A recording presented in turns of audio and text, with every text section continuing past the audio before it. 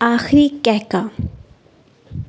ابلیس نے آدم اور حوا کو ممنوعہ پھل کھلانے پر قائل کرنے کے بعد جنت سے نکلوا دیا تو کہکا لگایا، لیکن آدم اور حوا نے معافی کی درخواست قبول ہونے اور روئے زمین پر خلیفہ مقرر ہونے کے بعد شکر ادا کیا، کہکا نہیں لگایا۔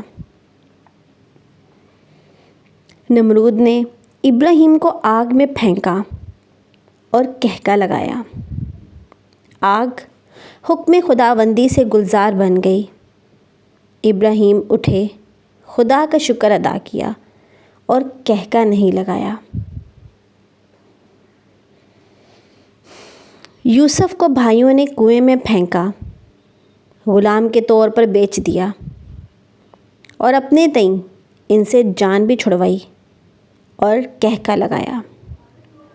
یوسف مصر کے حکمران بن گئے، لیکن انہوں نے خدا کا شکر ادا کیا، کہکا نہیں لگایا۔ فرعون نے بنی یعقوب کے لڑکے مار دیے، انہیں غلام بنا لیا۔ فرار ہوتے قافلوں کے سامنے آبی رکاوٹ دیکھ کر کہکا لگایا۔ موسیٰ دریا کے پار اترے، فرعون کو ڈوبتے دیکھا اور خدا کا شکر ادا کیا، لیکن کہکا نہیں لگایا۔ سرکار دو عالم صلی اللہ علیہ وآلہ وسلم مکہ سے اس حال میں نکلے کہ تن کے کپڑوں کے سوا کچھ پاس نہ تھا۔ مکے والوں نے اسے اپنی جیت قرار دیا اور کہکا لگایا۔ 8 برس کے بعد جب فتح کی صورت میں اس شہر میں آپ صلی اللہ علیہ وسلم دوبارہ واپس داخل ہوئے تو آپ کا سر اللہ تعالیٰ کے شکر سے اس قدر جھکا ہوا تھا کہ اونٹنی کے کوہان سے ٹکرا رہا تھا۔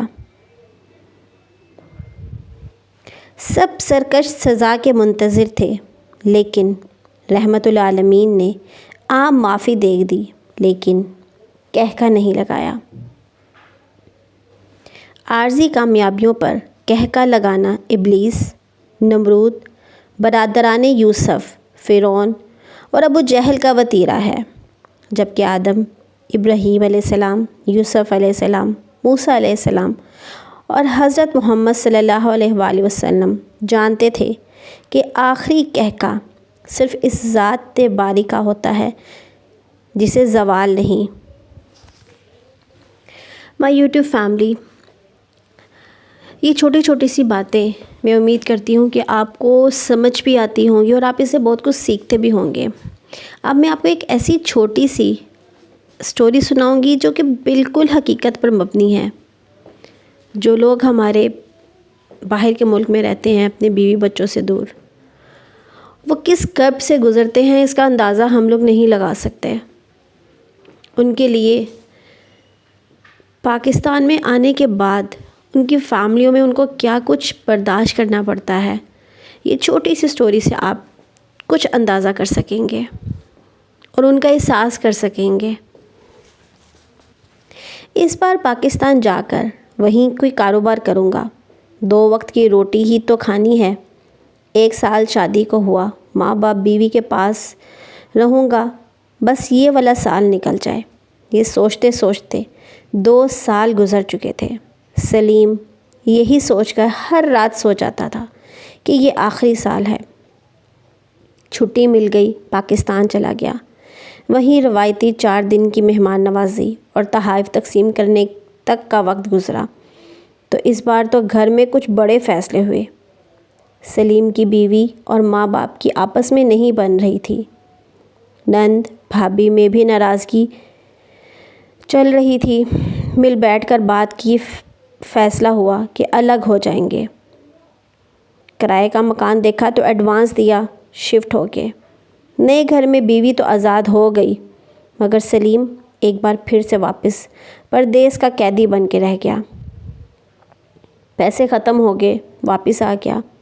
اب جہاں ایک گھر کا خرچہ بھیجتا تھا، وہاں بیوی کو الگ خرچ بھیجنا پڑا اور ماں باپ، چھوٹی بہن کی پڑھائی، اسے جہیز کا خرچ، مگر اس طرح کے بہت سے خرچے جو کہ اس کو روز رات کو سونے سے پہلے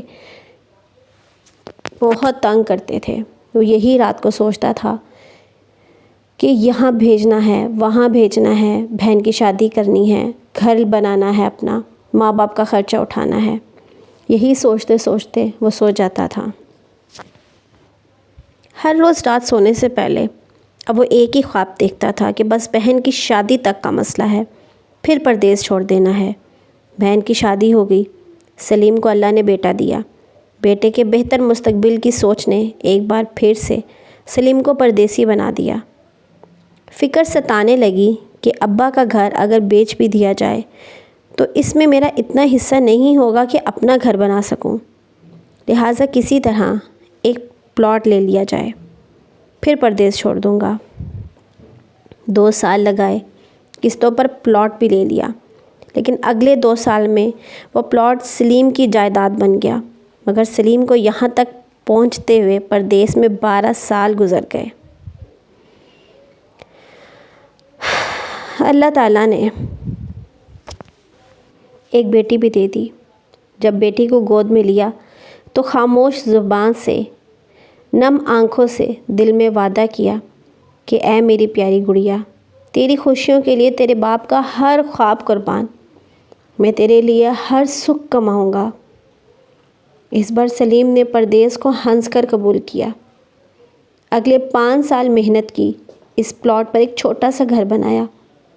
بیٹا بیٹی اسکول جاتے ہیں، بیٹا اب اتنا بڑا ہو گیا ہے کہ موٹر سائیکل مانگی تو سلیم نے لے دی۔ وہ سلیم جس کی سوچ تھی کہ بس بہن کا جہیز بنا لوں پھر پردیس چھوڑ دوں گا، آج اپنی بیٹی کے جہیز کے لیے جاپانی استری خرید رہا تھا۔